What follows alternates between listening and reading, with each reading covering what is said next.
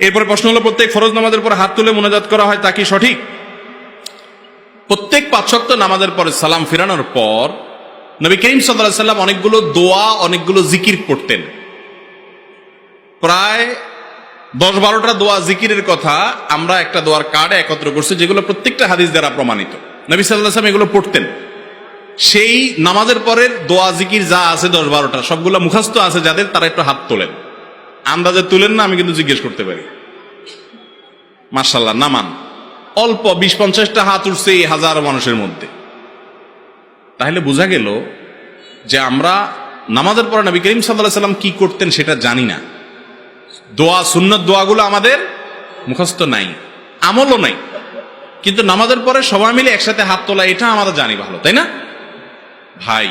নবী করিম সাল্লাল্লাহু আলাইহি ওয়াসাল্লাম সাহাবীদেরকে নিয়ে, সবাইকে নিয়ে নামাজের পরে এরকম হাত তুলছেন, সাহাবীরার সাথে হাত তুলছেন এবং আমাদের মতো আমিন আমিন বলছেন। এটা নবী করিম সাল্লাল্লাহু আলাইহি ওয়াসাল্লামের জীবনে কোনো হাদিস থেকে পাওয়া। যদি তার জীবনে 2-10-12 করতেন তাহলে অন্তত হাজার হাজার হাদিসে সেটা বর্ণিত হতো। যারা আলেম তারা জানেন নবীজির জীবনের ছোট্ট একটা কাজ থুতু ফেলছেন, সেটাও বহু সাহাবীরা বর্ণনা করছে। আর সবার সামনে প্রকাশ্যে দিবালোকে মসজিদে নববীতে নামাজ পড়াইছেন। যদি তিনি এই কাজটা করতেন তাহলে কি পরিমাণ হাদিসে থাকতো যে নবীজির সাথে আমরা সবাই হাত তুলছি? একটা হাদিসও নেই।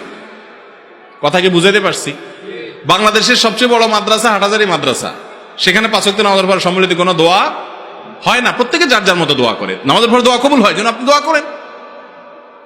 সুন্নত দোয়া জানেন না, কিন্তু এই সম্মিলিত রূপ প্রচলিত।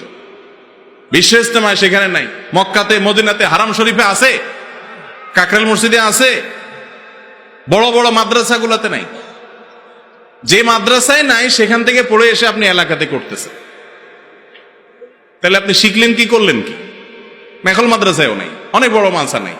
আপনাকে এরকম কোনো দিয়ে গুতা দেয়, উঠা হুজুর উঠেছে, আবার ইমাম নামায় ফেলছে। হয়তো ইমামের চাওয়ার শেষ, বেচারা আজকের দিনকাল ভালো, বিশেষ কিছু চাওয়ার নাই, খুব সুখে শান্তি আছে, রোগ শোক নাই, বউ বাচ্চা সব ভালো, ফিটফাট, খাইয়া আসছে, পেটেটো ফুল, কোনো টেনশন নাই। উনি সংক্ষেপ দোয়া করে দুনিয়া শেষ করছে।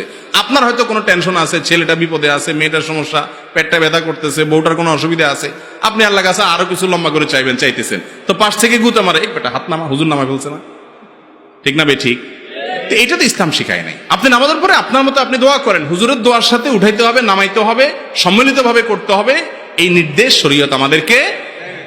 কিন্তু তাই বলে এলাকাতে দীর্ঘদিন থেকে এই মুনাজাত সম্মিলিতভাবে চলে আসছে। আপনি এখন ইমাম সাহেবের বিরুদ্ধে যুদ্ধ ঘোষণা করলেন, কমিটির বিরুদ্ধে যুদ্ধ ঘোষণা করলেন, এলাকা হাঙ্গামা লাগাই দিলেন, এটাও করা যাবে। আপনি নিজে সুন্নতের উপর আমল করেন, আরেকজনকে সুন্নত শিখান, সুন্নত দোয়াগুলো শিখান, এগুলো মসজিদে টাঙ্গাই দেন, সুন্নতের আমল করেন, ইনশাআল্লাহ সুন্নত জিন্দা হবে। কথা কি বুঝাতে পারছি?